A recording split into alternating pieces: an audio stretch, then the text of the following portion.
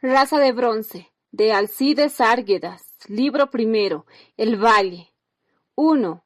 El rojo dominaba en el paisaje, fulgía el lago como una ascua a los reflejos del sol muriente, y tintas en rosa se destacaban las nevadas crestas de la cordillera por detrás de los cerros grises que enmarcaban el Titicaca. De pie sobre un peñón se hallaba una pastora. Era una india fuerte y esbelta. Caíale la oscura cabellera de reflejos azulosos en dos gruesas trenzas sobre las espaldas, y un sombrerillo pardo con cinta negra le protegía el rostro requemado por el frío y cortante aire de la sierra. Inquieta, escudriñaba la zagala buscando a uno de sus carneros. La noche se echaba encima y pronto se haría difícil ordenar la marcha del rebaño. Al pensar en esto, dejó la zagala a sus ovejas bajo el ojo vigilante del lanudo y pequeño can, y se dirigió a lo alto de una empinada roca, y desde esa atalaya tendió los ojos en torno. Le pareció haber oído un solitario balido hacia el final de esa dominante plataforma, a donde rara vez conducía su rebaño, porque además de ser pobre en pasto, llevaba en el país la fama de albergar a los espíritus malignos en una caverna cuya boca se abría mirando al lago. Era una cantera de berenguela y mármol verde, largo tiempo abandonada, y que hoy servía de cómodo y seguro refugio a las lechuzas y liebres. Los brujos de la región habían convertido en su manida para contraer allí pacto con las potencias sobrenaturales, o preparar sus brebajes y hechizos, y rara vez asomaban por allí los profanos.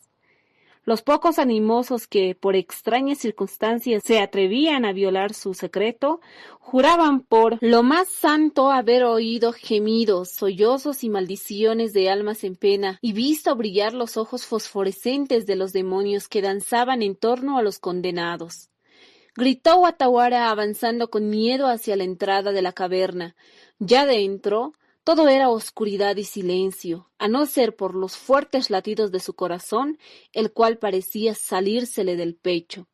En las paredes laterales y del fondo se abrían las bocas de las otras tres galerías, oscuras, misteriosas, por donde corrían las vetas de la piedra blanca, y su vista llenó de vapor el ánimo de la zagala, que salió huyendo de las sombras.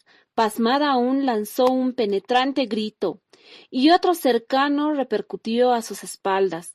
Volvióse vivamente la pastora, y vio con alegría que un mozo avanzaba por la plataforma cargando en su poncho la descarriada oveja. Era un mozo alto, ancho de espaldas y de vigoroso cuello. Tenía expresión inteligente y era gallarda la actitud de su cuerpo.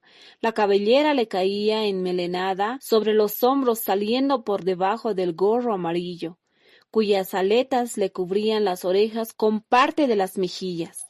El chaleco escotado, sujeto por 4 botones de metal, y la camisa abierta, dejaban ver su pecho robusto y moreno. —¿Dónde hallaste a este diablo, Ajialí? —demandó la moza, sin responder el saludo del gigantón. —Vagaba por la pampa y lo recogí de ella. Tanto que me ha hecho penar el malo. Y alzando un guijo dio con él a la bestia, que escapó camino a la majada, cuyos balidos anunciaban impaciencia. Ajialí parecía preocupado, y ella creía conocer la causa de su congoja. Días antes, como castigo a una falta, había recibido la orden del administrador para ir con otros 3 compañeros castigados como él a comprar granos al valle, y ella sabía que esas excursiones eran siempre peligrosas, no tanto para los hombres como para las bestias. —¿Te apena el viaje? —le dijo por decir algo y ocultar la turbación que ella también le embargaba. —¿Por qué me miras así? En vez de responder, el mozo aproximóse aún más a ella y le dio un fuerte pellizco en el brazo. Guataguara comprendió al punto las intenciones del galán e inclinó la cabeza confusa y casi aturdida. Retrocedió un paso, con el corazón palpitante de alegría. Él avanzó otro, extendió la mano y cogiéndola por la punta de su mantilla, la trajo hacia sí. «Déjame», gimió ella, volviéndole la espalda. Su voz era desfalleciente, infantil, insinuante, y si no quisiera, suplicó el otro. Y por segunda vez, ahora con calma le pellizcó en el hombro, reteniendo la carne entre sus dedos. «Déjame», dijo con voz más apagada aún, trémula de dicha inesperada y osando mirándole brevemente en los ojos radiantes de la más pura alegría. Entonces el mozo cogió con sus manos callosas y duras las de su amada, ásperas también pero de piel más fina. Le tomó el dedo anular, donde un anillo de cobre había dejado su marca negra en la piel, y suavemente le quitó el anillo. Ella dejó hacer, turbada, sin voluntad ni fuerzas para simular resistencia. Al fin se le había declarado el mozo, y le significaba su intención de desposarse con ella.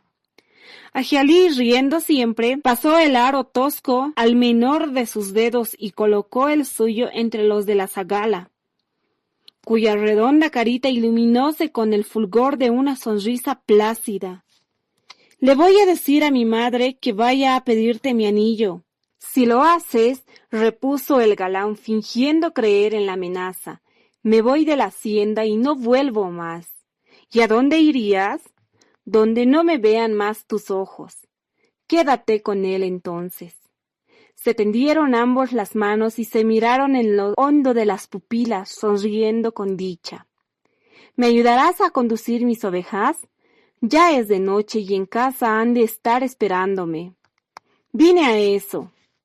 Y quiso la zagala desprender sus manos de las del galán, mas éste la retuvo con fuerza y siguió mirándola detenidamente y en silencio, pero con aire receloso. Al fin, casi hosco, habló. «Desde hace tiempo he notado que te mira mucho el administrador de la hacienda». «Yo también», repuso la otra, indiferente. «Sé que se ha quejado a tu madre porque no vas a casa a escarmenar lanas ni servir de sirvienta. Iré la otra semana». Al oír esto, nublóse el rostro del mancebo y dijo con tono imperioso: «Yo no quiero que vayas. Ese mestizo es malo y me da miedo. A ti nunca te hizo daño, una sola vez te pegó». «Varias, di». «Pero eso apenas me importa. Tengo miedo por ti. Nunca pega a las jóvenes, pero las seduce». Se detuvo indeciso y bruscamente añadió: «Bueno, si vas de servicio, lleva a tu madre y no te quedes nunca a solas con él». «Así lo haré». 2. Al amanecer del siguiente día emprendieron marcha al valle los viajeros. Llevaban 12 bestias, entre burros y mulas cargadas con carnes y pescados secos, patos cocidos y curados al hielo, habas y alberjas tostadas, quesos frescos y otros productos del yermo. E iban casi de buen humor porque Manuno, el jefe de la caravana, hubo de asegurarles que esos artículos alcanzaban precios fabulosos en el valle, donde las gentes, por la relativa facilidad con la que ganan el dinero, se mostraban pródigas, y les seducía la expectativa del negocio lucrativo. Llegaron de noche a la ciudad, a casa del patrón, y allí el compañero que hacía su semana de servicio les dio la noticia de que el amo había marchado la mañana de ese mismo día a su hacienda de los Yungas.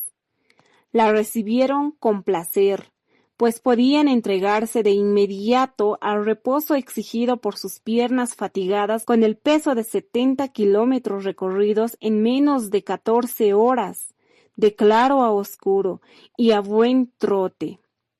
Descargaron las bestias y luego de saludar a la esposa del patrón, que en nombre de éste les entregó 40 pesos para la compra de 8 cargas de cebada en grano, fueron a tenderse en el zaguán sobre las sudadas coronas de la recua.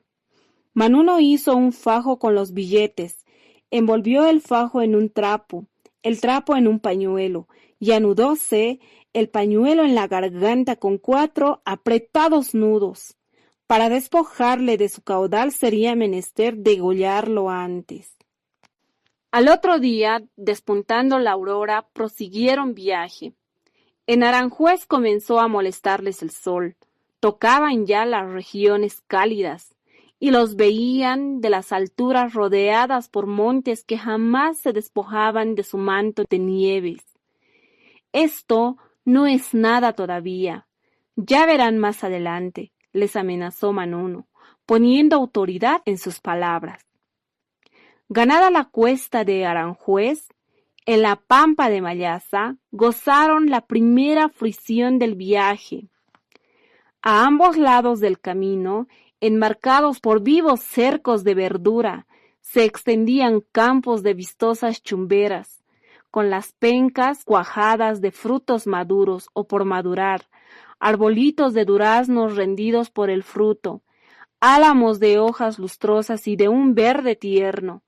Los ojos de los pampeños brillaban de codicia. ¿Y si cogiéramos algunas?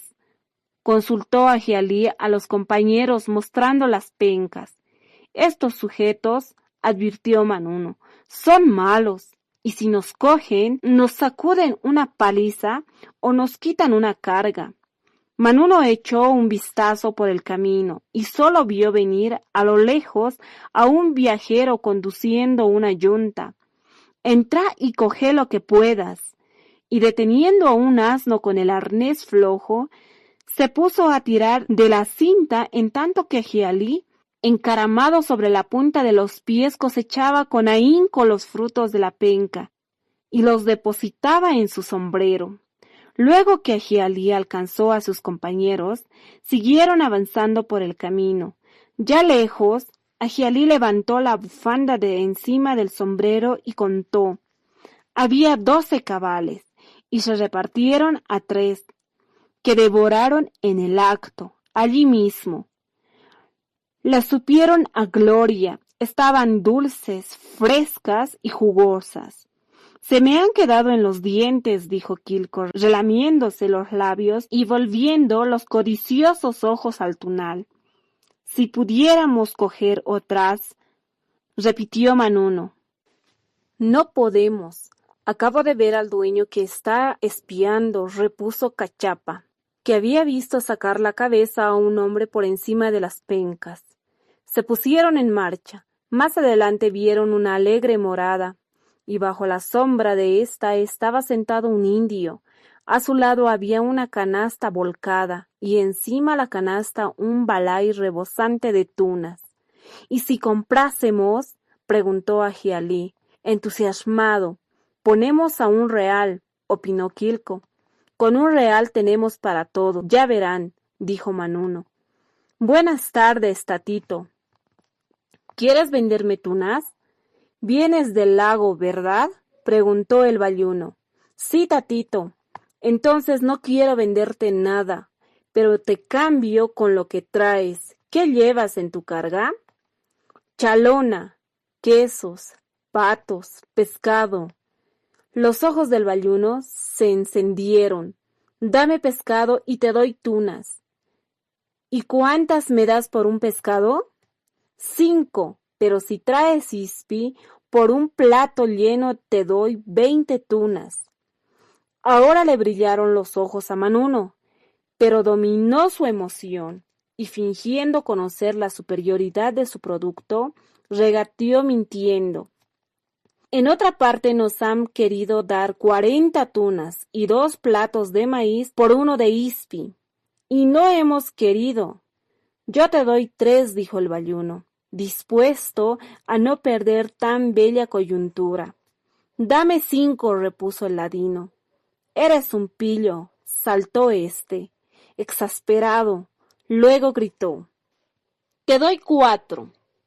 Manuno, sin responderle, volvióse a sus compañeros, que estaban decididos a darle una paliza por su grosería, y guiñándole el ojo, les consultó. ¿Qué dicen ustedes? Recuerden que las tunas del otro eran grandes y estaban frescas. ¿Y crees que las mías están podridas, cara de momia vieja? Le gritó fuera de sí el bayuno, y cogiendo una se la arrojó con rencor a la cara. Métela esa a tus ojos, que deben de estar podridos para no ver. Y como el pillo no se tomase la molestia de recoger la fruta que rodaba por el suelo, aunque los ojos se lo fueran detrás, transigió el malhumorado bayuno. Ya sé que me están robando, pero acepto. Te doy las 5. Largos fueron los regateos del negocio. Uno y otro hubieron de darse por satisfechos con el cambio. Fue solemne el instante en que los puneños distribuyeron en 4 porciones iguales las tunas y el maíz, y cogiendo cada cual lo que le correspondía, reanudaron la marcha, devorando más que comiendo las frutas que llevaban en sus bufandas sobre el pecho. ¿Verdad que se hacen buenos negocios por aquí?, preguntó Manuno, ostentando altivo aire de superioridad y satisfechísimo del éxito que habían alcanzado sus imposturas. Yo creí que te iba a romper las costillas. Si los conozco, aquí no hay que acobardarse en pedir. Ya viéramos si ellos fueran por nuestras pampas llevando sus productos. Por cada grano de maíz nos harían dar un ispi, y por cada durazno una papa. Temprano estuvieron en Mecapaca, y allí resolvieron pasar la noche para vender parte de su carga con objeto de alivianar la fatiga de las bestias. Manuno explicó, antes era este pueblo rico y alegre, pero una noche entró la mazamorra, enterró las huertas y se llevó las casas. Desde entonces solo viven gentes desgraciadas. ¿Cuándo fue eso?, inquirió Ajialí, que de entre todos era el más interesado en conocer las cosas del mundo. Manuno se encogió de hombros. No sé, pero debiera ser hace mucho tiempo, porque hasta los solares se han desmoronado. Entonces no debemos quedarnos aquí. No ha de haber quien nos compre nada, reflexionó Cachapa. Pierde cuidado. Los del pueblo no han de comprarnos gran cosa, pero vendrán los de las haciendas. Manuno sabía lo que decía. Fueron a alojarse a casa de Choque, antiguo conocido suyo, hombre honesto y de comodidades, incapaz de ninguna mala acción. Descargaron sus bestias en casa de Choque, y echando sobre los hombros parte de su carga, fueron a instalarse en media plaza, donde extendieron sus ponchos y manteos para lucir encima los allí codiciados frutos del yermo. Un triste silencio reinaba en el pueblo, interrumpido únicamente por el viento y el monótono rumor del río. De vez en cuando se veía cruzar un perro flaco y lanudo. Los puneños se miraban cariacontecidos, pensando que esta vez habían fallado del todo los cálculos de Manuno. Y hasta opinó Quilco que recogiese la carga y se llevara a ofrecer al buen hombre que tan galantemente los había albergado en su casa. Mas en ese momento, y como para dar siempre razón al guía, una india apareció en un ángulo de la plaza, yendo hacia donde ellos se encontraban. A poco, un indio, luego otro y otro.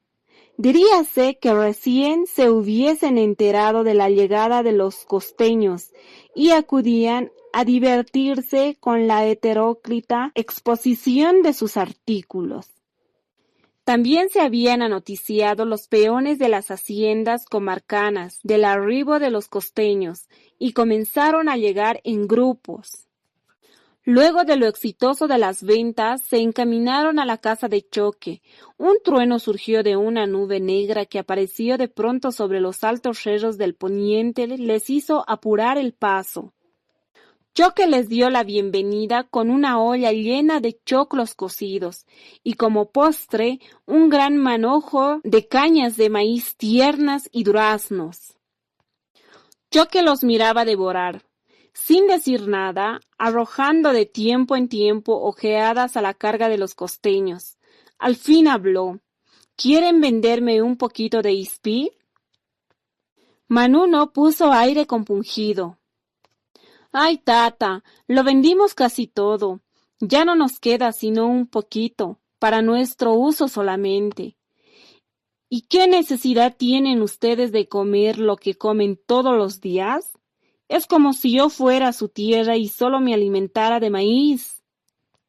Manuno deshizo uno de los tercios, introdujo con tiento la mano y tras largo hurgonear sacó un puñado de pescado y se lo alcanzó a Choque. Toma, es lo único que podemos ofrecerte. A eso de la medianoche se despertaron mojados y tiritando de frío.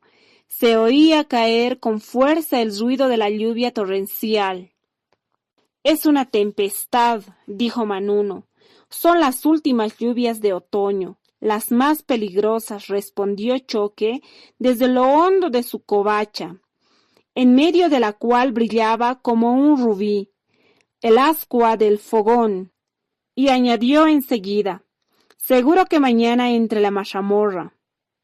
Los puneños, sin saber por qué, estremeciéndose con la noticia, las bestias pateaban en el corral, impotentes para defenderse de las picaduras de los murciélagos, cuyas sedosas alas rozaban de vez en cuando el rostro de los viajeros. Es terrible la mazamorra, dijo Manuno. Sí, hay que tener cuidado. ¿Y qué es preciso hacer para defenderse? Nada.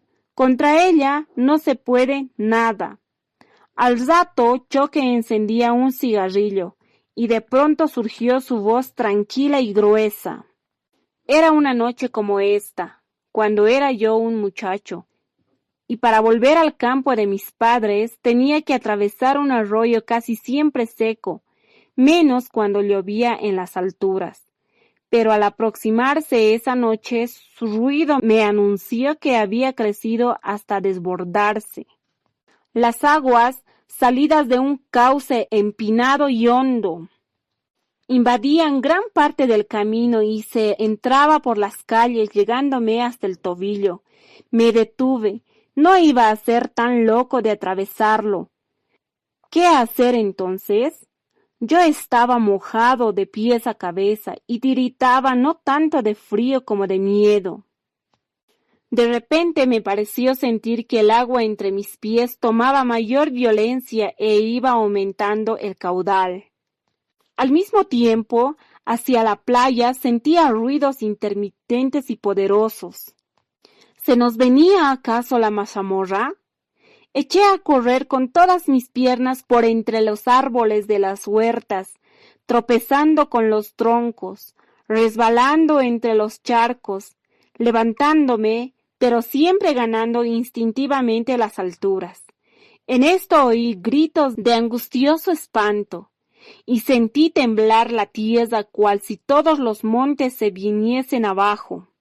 Conmigo corrían muchos y detrás de nosotros oíamos 1000 ruidos terribles que expresaban el espanto, el terror más bien. Al amanecer no quedaba casi nada del pueblo. La mazamorra se lo había llevado y cubierto. Aquí y allá se veía algún cadáver rígido. Al oír el relato, los sunichos se estrechaban unos contra otros, como si ya sintiesen venir la mazamorra. Pero el ruido de la lluvia fue calmando poco a poco y cesó por completo. Volvieron a dormirse. 3. A la mañana siguiente comenzaron a acaronar sus bestias para proseguir el viaje. Tengan cuidado, el río está de venida. Será mejor que se queden, les aconsejó el bayuno. Los viajeros no hicieron caso y partieron. Ya en la playa les impresionó el aspecto de la corriente. Las aguas, ahora lodosas, corrían vertiginosamente, chocando con los enormes pedrones del granito y alcanzándose en tumbos altos y de siniestro aspecto. En sitios parecían amansarse y se deslizaban formando ondulaciones. Sería poco más o menos las 9 de la mañana. Llegaron a un vado. El río mostrábase dividido en diversos brazos, reunidos entre sí por la huella de los viajeros, húmeda todavía. Y fácil les fue a los sunichos atravesar los primeros, mas en el último, uno de los asnos fue cogido por una piedra y cayó al agua. Manuno corrió a levantarlo antes de que lo arrastrase la corriente. Andaba apenas el borriquillo. La piedra le había desgarrado la piel del corvejón, y el hueso blanqueaba entre el pelaje. Sigan caminando, yo me quedaré a vendarle, y déjenme los buzos cansados. Si no los alcanzo de pronto, me esperan. Ustedes no conocen esto y pueden caer en algún mal paso. Así lo hicieron, y a la media legua se les reunió un bayuno. Era un hombre entrado en edad, alto, seco, de nariz afilada, labios delgados y airoso continente. Vestía con cierta elegancia, y sus ropas hablaban del buen estado de su bolsa. Al ver a los costeños, detuvo el paso y los saludó con inusitada cortesía. «Buenos días, tatay», respondieron los sunichos. «¿Conocen estos parajes?», inquirió el bayuno, que dijo llamarse Francisco. «Nosotros no, pero sí Manuno», repuso Ajialí. «¿Y dónde está ese Manuno?». «Se ha quedado atrás, con los buzos cansados. No tardará en darnos encuentro». Burro que se cansa, no corre ni apura en playas. Yo les aconsejo no adelantarse mucho, porque estos caminos no son como los de allá arriba. Es más difícil, pero vayan a tajar la recua. Me parece que el vado no está practicable. Ajialí corrió y detuvo a los asnos al borde de las aguas. Corrían tumultuosas y habían cambiado de color, eran ahora negras. El bayuno tenía razón. Un repentino cambio había reunido la corriente en un solo brazo. ¿De veras crees que entrará el río?, preguntó Quilco al comarcano. Detúvose éste, volvió los ojos hacia el norte y levantando el brazo en esa dirección, repuso: «Cuando llueve allá arriba seguro, y ahora está lloviendo a torrentes. Basta ver esas nubes. Pudiera que nos ataje la mazamorra de Huanuni, y en ese caso no hay más que dormir al aire en el campo o retroceder para buscar abrigo en Guaricana o en cualquier otra finca. ¿Y qué hacemos? Deben apurarse. En estas cercanías no hay ningún caserío. Para encontrarlo tienen que andar unas 2 leguas y creo que hasta entonces les coge el agua». Al oír esto, volviéronse los otros para ver si llegaba Manuno, y el camino estaba vacío. Se sentían tímidos, acobardados, cual si estuviesen frente a enemigos invisibles e implacables. Adivinó su perplejidad Cisco y les propuso: «Páguenme un poco de pescado y yo los conduzco. Soy de la región y conozco esto como mi casa». «Que venga Manuno y él lo diga. Ha viajado mucho por acá. Le esperamos entonces». «Oigan, está entrando la mazamorra», les dijo señalando con el dedo a lo largo del camino. Una masa terrosa avanzaba. llenando el cauce hasta tocar con los reparos de piedra y troncos levantados en lo alto, y temblaba el piso con vibraciones repetidas como si dentro trabajase una caldera en ebullición. Han avanzado mucho, parece que están muy apurados, dijo Manuno enojado cuando los alcanzó. Venía bañado en sudor, porque para seguir el camino le había sido forzoso alivianar la carga de uno de los burros echándosela, y ya no podía más. No podemos seguir. Ha entrado la mazamorra, dijo Ahialí, sin responder directamente al colérico. Y eso los ha detenido. Si no me dejan, insistió el otro, arrojando la carga en el suelo y echándose encima. ¿Y qué hacemos ahora? No podemos quedarnos en esta pampa, porque las bestias se morirán de hambre, dijo Manuno. Este hombre, y Quilco señaló al bayuno, nos pide un poco de pescado para llevarnos por buen camino. Manuno se volvió hacia Cisco. ¿Y por dónde nos llevarías si no podemos atravesar la mazamorra? Hay un puente más arriba, pero se paga peaje porque es de la hacienda. ¿Y cuánto se paga? 1 real por cada bestia. Prefiero volver a Huaricana. Cisco se alarmó. Es que yendo conmigo no pagarán nada. ¿Y es lejos? 1 legua corta. Mucho es. Sería mejor esperar a que baje el río, y entre tanto descansarían un poco nuestras bestias. Como quieran, pero a veces hay que esperar todo el día. Yo me voy. ¿No quieren ofrecerme un poco de pescado? Si pasan el río, pueden llegar a casa, está sobre el camino. Y luego de darle unos cuantos pescados y haberse ido el bayuno, quedaron allí hasta que el sol estaba por esconderse tras los altos cedros, y emprendieron otra vez la marcha. Caía la tarde cuando los viajeros llegaron a la orilla del río. Las aguas negras y lodosas, pero divididas en varios brazos, se arrastraban con violencia, y sus entrañas surgían ruidos sordos producidos por el choque de las piedras. ¿Qué hacemos? No podemos pasar, dijo Quilco. Yo creo que sería preferible volver, opinó prudentemente Ahialí. Manuno se enojó.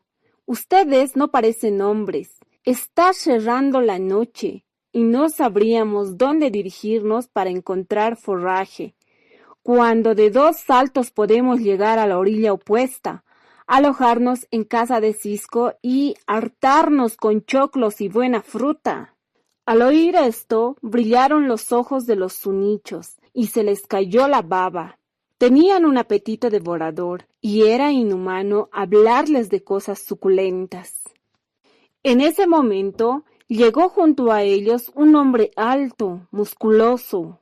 Saludóles con urbanidad y echando una rápida ojeada a los brazos del río, como para ver por dónde podía atravesarlos, comenzó a despojarse de sus ropas. ¿Ven cómo ha de pasar este? No tenemos sino que seguirle, dijo Manuno, aflojándose los calzones. Le imitaron los otros, contagiados por el ejemplo. El bayuno les miró y no dijo una palabra. El agua le llegó hasta la cintura y se levantó al chocar con el cuerpo del hombre, en brusco salto, con furia crispada, mas no pudo derribarlo. Avanzaba el indio con rapidez. Le imitó Ahialí, con valentía, alando del ronzal al más débil de sus asnos. Y detrás de Ahialí se metió al agua el perro. Tras él lanzáronse los demás, colocándose al lado de las bestias para recibir ellos todo el choque de las aguas y quitarles algo de su fuerza, oponiendo la frágil resistencia de sus cuerpos. Estaban en medio vado, cuando se oyó el sordo choque de una piedra y uno de los burros de Manuno fue envuelto por la corriente. Y río adentro se fue, dando tumbos en alto las patas rígidas, o mostrando el combo de la carga. Manuno, ciego ante el peligro, se lanzó en auxilio de su bestia, pero a unos cuantos pasos perdió el equilibrio y también cayó. Aulló el indio, sacando al aire la mano crispada como en busca de un asidero. Gritó a Hialí sin soltar el ronzal de su asno, y a su grito volvió la cabeza el bayuno, y al ver rodar el cuerpo de Manuno, vaciló un segundo, pero siguió avanzando, pues bien sabía que detenerse era morir. Llegó a la ribera, y sin preocuparse del náufrago, gritó a los otros, indicándoles el camino. «Avancen sin parar por aquí», y con un palo mostrábales el punto en que las aguas saltaban entre las piedras y por el que acababa de ganar la banda. Ahialí fue el primero en llegar. Apenas hubo tocado tierra firme, dióse a correr playa adentro con los ojos fijos en su compañero. En uno de esos momentos, Manuno quedó atravesado contra un peñasco que en medio del cauce hacía saltar las aguas, y probablemente hubo de asirse de alguna arista, porque en la base de la turbia onda aparecía la redonda forma de su cabeza como una bola de lodo, en la que blanqueaban los ojos con expresión de infinito terror, pero eso apenas duró un corto instante, porque resonó un postrer alarido, ahora de dolor, y el cuerpo desprendiéndose de la piedra para ir a reunirse al de la bestia, que seguía rodando informe. «¿Qué hacemos, Tatay?», preguntó Quilco al bayuno llorando. «Nada», repuso éste con acento triste, y añadió: «seguir avanzando o quedarse. Lo que es a su compañero ya no lo encuentran vivo». «¿De veras?», interrogó Ahialí ansiosamente. «Seguro, si no se ha ahogado, lo han destrozado las piedras, pero ahora ustedes no pueden quedarse aquí. Pasen de una vez el río y ya verán mañana si encuentran el cuerpo de ese desgraciado. La noche se viene, yo sigo y si quieren vengan tras de mí». Siguiéronle, doloridos y sin voluntad. Todo su temple se había aflojado como un resorte roto, e iban ahora ganados por el miedo a la muerte.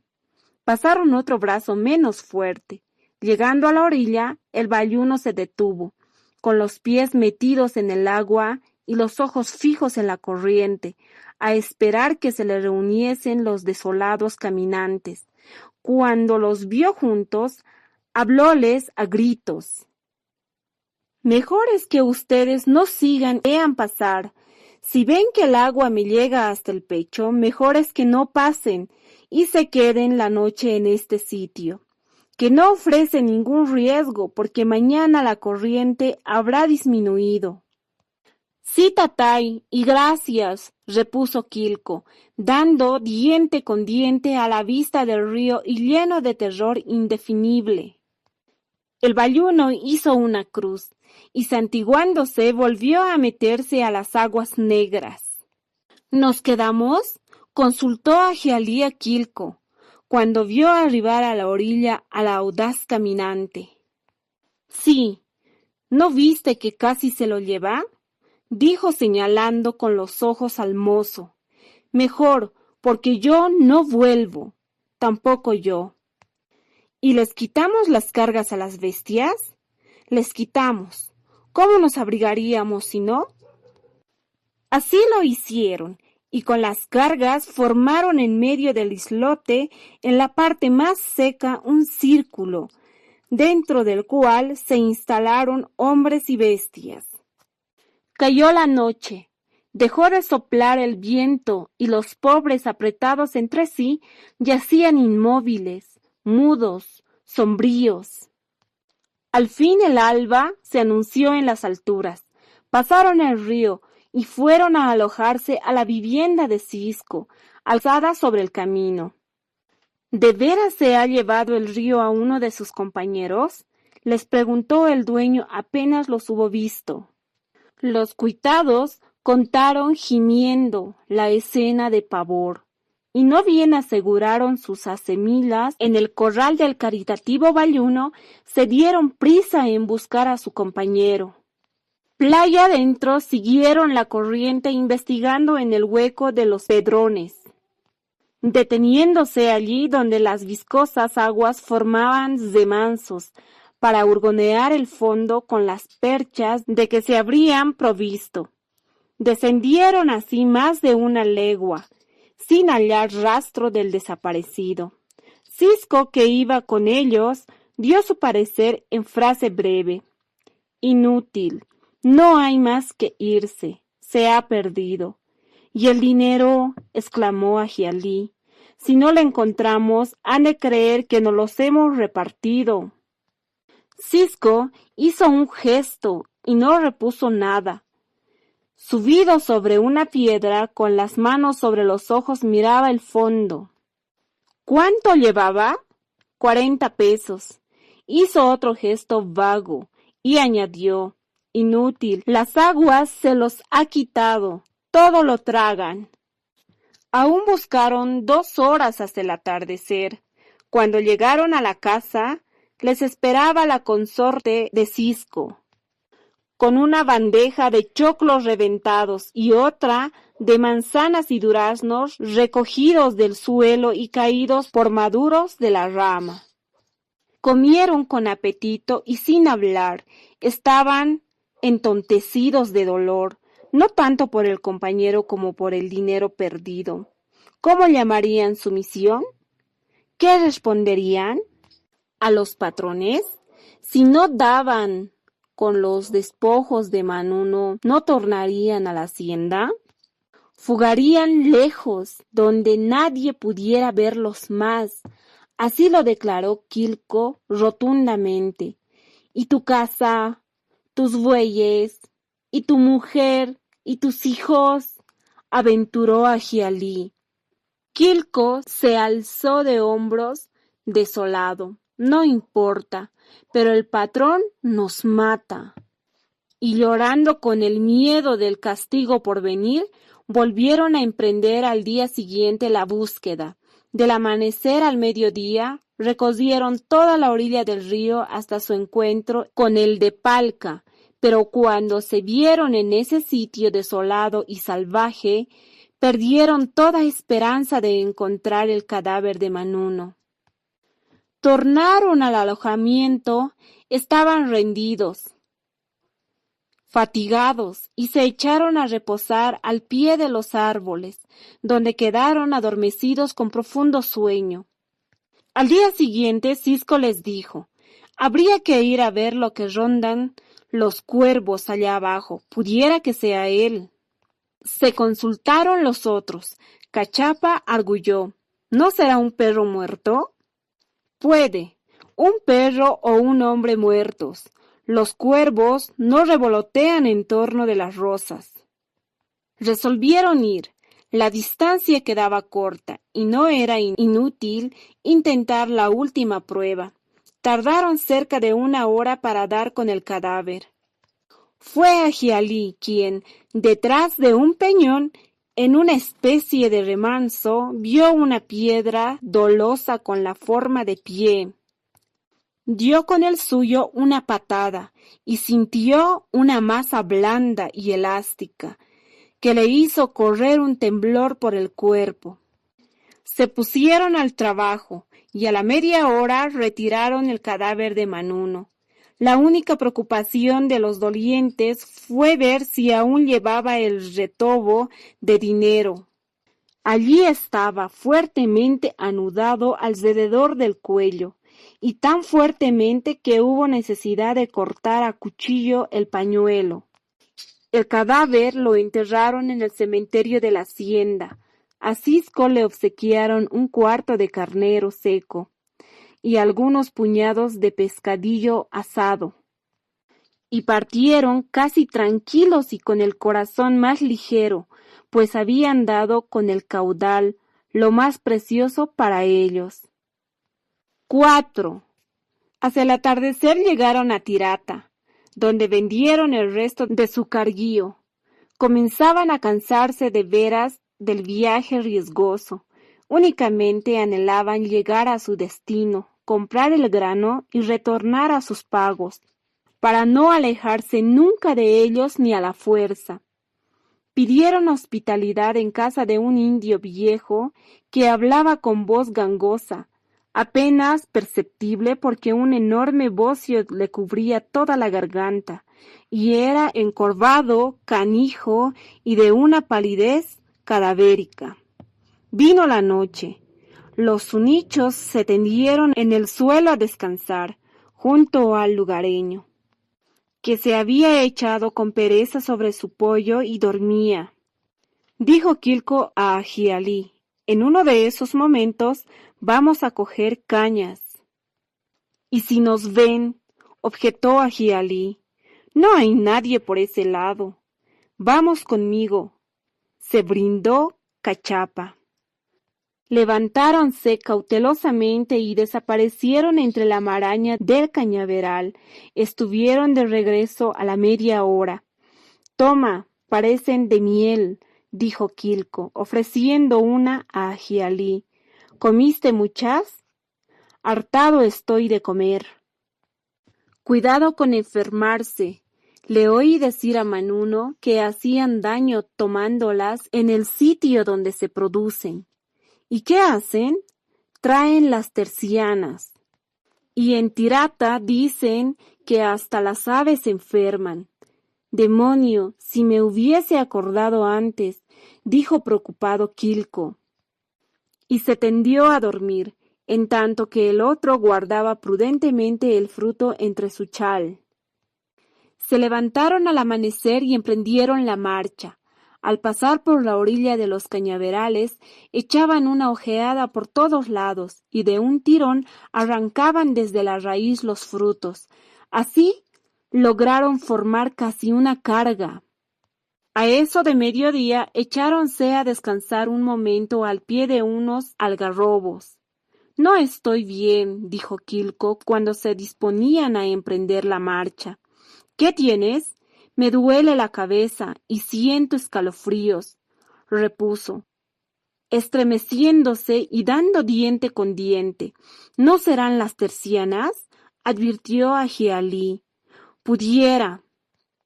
Estaba desencajado, pálido, y tenía los ojos acuosos y algo hundidos. Sigamos andando, ¿acaso te mejores con la marcha? Llegaron a Yujrata. A poco de andar, buscaron el refugio de la sombra. Sentíase sofocados por ese aire de fuego, y Quilco se quejaba de una sequedad terrible en la garganta.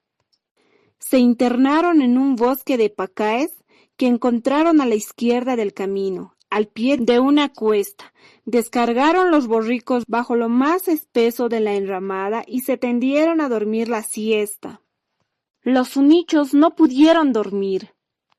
Tábanos y zancudos se abatían sobre ellos con voracidad.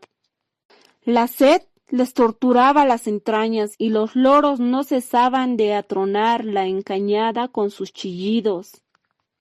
Quilco rogó a Ahialí fuese a ver si en el riachuelo podía conseguir un poco de agua. Se moría de sed y no se sentía con ánimos de continuar el camino, si no bebía algo que aliviase la sequedad de su garganta.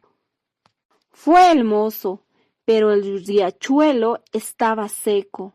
Cuando volvió, Quilco deliraba. Creía encontrarse a orillas de su lago y que de las ondas mansas emergía la cabeza trágica de Manuno. Ahialí propuso a Cachapa, mozo ágil y listo, cosechar frutas. ¿Acaso le causarían algún alivio al enfermo y a ellos mismos aplacarían su sed?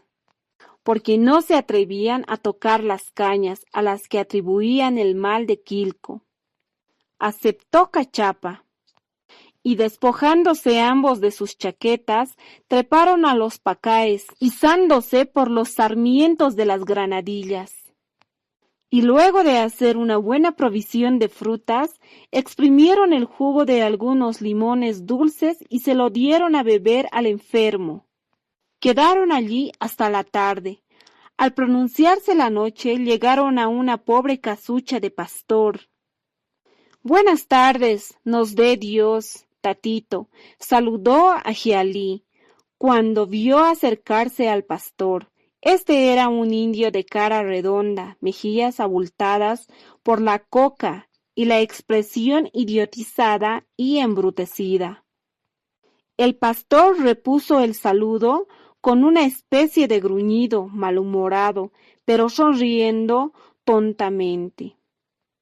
¿Quieres ofrecernos hospedaje por esta noche en tu casa? ¿Y qué me han de pagar?, preguntó con recelo. Agialí púsose a enumerar todos los productos de sus pagos, y a medida que los anunciaba, una sonrisa enorme le abría más la boca al pastor, y al fin les dejó penetrar dentro el cerco del chiquero. ¿Cómo te llamas?, le preguntó Agialí. Malcu, repuso con énfasis el idiota. Estaba orgulloso de su nombre, o más bien de su apodo, porque cuando algún habitante del otro lado le llamaba Quespi, su verdadero nombre, se enojaba. Fue un hecho notable en la región que le puso el sobrenombre que con tanta fiereza ostentaba. Y sucedió así. 2 años atrás, un cóndor viejo, feroz, ladino, atacaba a los rebaños. Los pastores lo habían visto vencer las reses viejas y bravas. Sirviéndose de una treta audaz, desde la cima del risco virgen e inaccesible a planta, de bestia o de hombre, escrutaba las laderas de los montes, y al descubrir una res al borde de un barranco, emprendía el vuelo en descenso. Y al llegar a la altura de su víctima, de un fuerte aletazo le precipitaba desempeñadero abajo. Luego tornaba de noche a regalarse con abundante y fresco festín. Alarmáronse los indios, y en ellos surgió la creencia de que el mismo demonio se ocultaba bajo la piel del Malcu. Un día armóse el patrón de una carabina. Llamó en su ayuda a varios colonos. Los colonos llamaron a sus perros, y todos fueron al encuentro del audaz Malcu, que volaba con el ojo pegado a la majada aterrorizada. El patrón, perito en el manejo de las armas, echóse la carabina a la cara. Hizo fuego, y el ave, en línea oblicua, abastecióse pesadamente en tierra. El primer perro que llegó anheloso de hacer presa, rodó a los pies del Malcu con el cráneo hendido de un picotazo. Los hombres, medrosos, hicieron llover descomunales pedradas sobre un duro plumón del herido, que se defendía de unos y otros repartiendo aletazos. El patrón, entusiasmado por el bello plumaje del bicho y sabiendo que se habitúan pronto a la esclavitud, ordenó se respetase la vida del cóndor. Luego lo llevaron a la casa de hacienda, donde lo encerraron en un granero desocupado. El hacendado ciñó el cuello del ave. Encima de su albo collar de plumas tiernas y sedosas, con otro artificial de lana hecho con los colores de la enseña patria, y dispuso que se le mirase con gran acatamiento. Y no había títere que pasase por sus dominios que no oyese de sus labios la fantástica relación de la captura del cóndor, ni fuese invitado a admirar las 2 bestias que más halagaban su vanidad. Primero un magnífico marrano de raza inglesa, expresamente traído para progenitor y mejora de la menguada raza porcina, y luego el terrible Malcu. Y pasaron los días, las semanas y aún los meses. Humillada la dignidad del cóndor con la oportuna y necesaria mutilación de las guías de sus alas, se le dejó en libertad. Y pronto pareció establecerse cordiales relaciones entre el monarca cautivo y los demás ordinarios y vulgarísimos bichos del corral: terneros, ovejas, gallos, patos y gansos pasaban horondamente a su vera, sin experimentar temor ni respeto alguno por el destronado rey de los aires, y como burlándose más bien de la esclavitud del solitario, quien los miraba discurrir indiferente y desdeñoso a sus ademanes confiados y altaneros, que sólo revelaba su índole plebeya y su bajo instinto de servidumbre.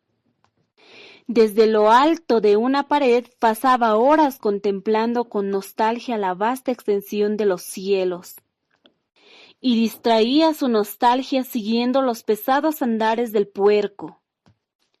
Un día, fuertes ya sus alas, lanzóse sobre la pesada bestia, hincó las fuertes garras en su lomo graso y escaló los aires con su presa.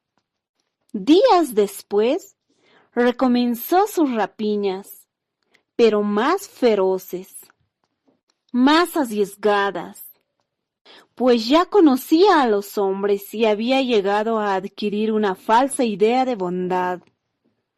Poco después sucedió la catástrofe definitiva. Era una tarde invernal y Quespi vigilaba su majada.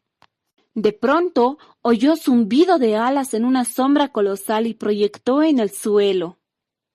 Quespi levantó la cabeza y vio cernirse el bravío Malcu en lo alto. Su plateado lomo brillaba al sol en sus raudos vuelos, y sobre el cuello se veía lucir los colores de la bandera nacional, paseados por las luminosas alturas. Precipitóse en medio de las ovejas y dando un fuerte aletazo cargó con su presa. Trepó a un lugar vecino al pastoreo y depositó sobre la roca su presa, yerta por el feroz picotazo que le había hendido y abierto el cráneo. Quespi cogió su cayado y trepando entre las quiebras del barranquerío llegó a unos 20 pasos del glotón. Puso en su afilado quijo un afilado quijo en su honda, y dándole 2 vueltas silbantes sobre la cabeza, lanzó el proyectil en dirección al ave con todas sus fuerzas.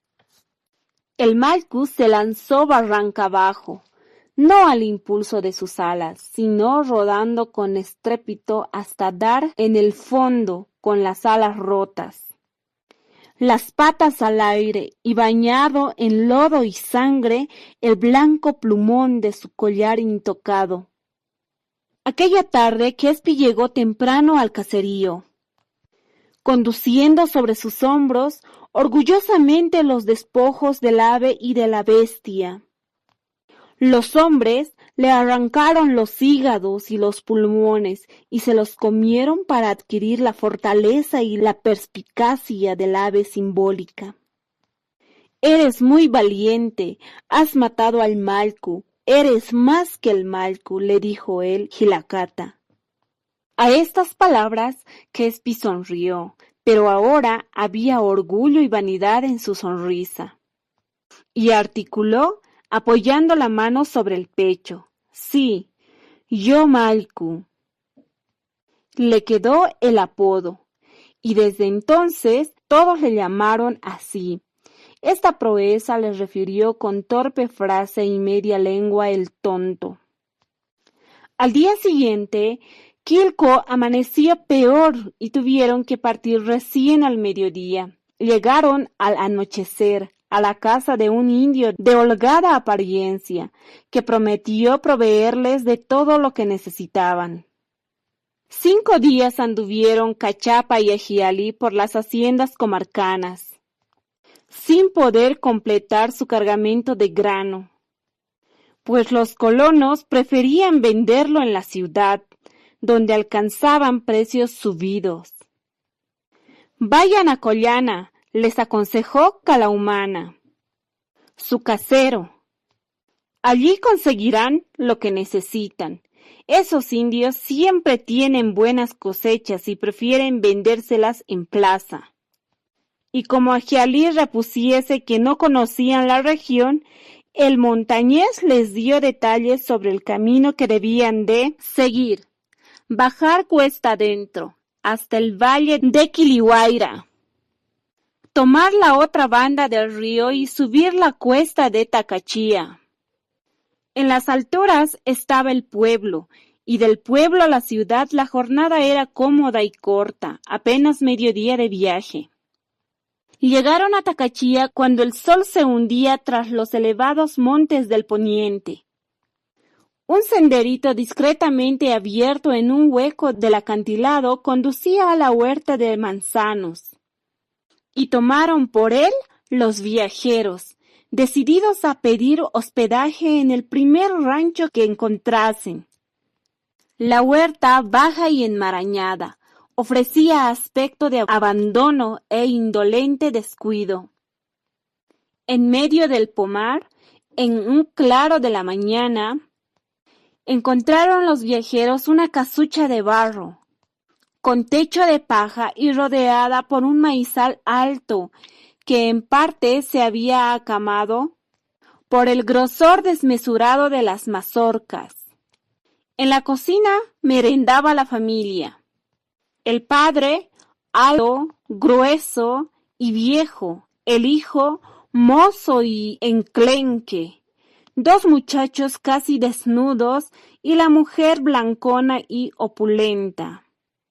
Adelantóse Quilco y pidió hospedaje por esa sola noche, pues se sentía empeorar y deseaba descanso. El bayuno lo recibió de mala manera. Estaba ocupado en las vendimias de la hacienda y no le hacía gracia ofrecer hospitalidad a tipos de la calaña de los sunichos, pobres, codiciosos y ladrones. ¿Y qué traen ustedes?, les preguntó, rascándose la cabeza de muy mal humor. Un poco de semillas, tata, ¿y no me han de comprar manzanas? No podemos, hemos venido por cuenta del patrón. Entonces no me conviene, dijo el bayuno. La hembra grasa tomó aparte a su esposo y le dijo: no los eches, que uno de ellos te supla 2 o 3 días en el trabajo y tú puedes ir a la ciudad a cobrar tu deuda. El bayuno encontró razonable el consejo de su consorte y volviéndose hacia los viajeros les dijo, cambiando de tono: si quieren pueden quedarse aquí en casa, pero a condición de que entraben sus bestias y uno de ustedes me supla en el trabajo de mañana. Es fácil, no hay más que cortar uvas y trasladarlas al lagar. Estamos vendimiando y pueden atracarse de ellas y trasladar el resto al lagar. Aceptaron el trato los sunichos, y esa misma noche partió el bayuno en pos de su atrasada deuda. 5. Rayando el alba despertóles la mujer del bayuno. Fue Ajialí quien se presentó voluntariamente para la faena del día, y por consejo de la casera le acompañó Cachapa, porque le aseguró que como había mucho trabajo, el mayordomo le pagaría 3 reales por la jornada. Marcháronse pues los dos. Cuando Ajialí y Cachapa se recogieron, en la noche estaban molidos. Ninguno podía levantar los brazos, y un sudor copioso y caliente bañaba sus miembros. Apenas comieron, Quilco, no obstante su malestar creciente, los recibió con bromas. Parecen burros derrengados. Sió, viéndoles entrar, con las manos en las adormecidas caderas y los rostros descompuestos.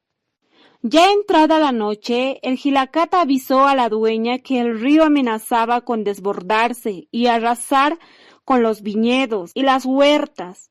Ella despertó a sus dos pequeños y llamó en su ayuda a sus huéspedes, y todos se encaminaron a la playa. Conforme se acercaban a la playa, crecía el rumor del torrente que chocaba contra las indefensas paredes del acantilado, carcomiendo su base y echando bajo la tierra de labor junto con los árboles cargados de fruto maduro. El piso temblaba, amenazando abrirse, y se sentía correr el aire agitado por la fuerza de la corriente. A poco, entre la espesura de las tinieblas, brillaron lucecitas rojas.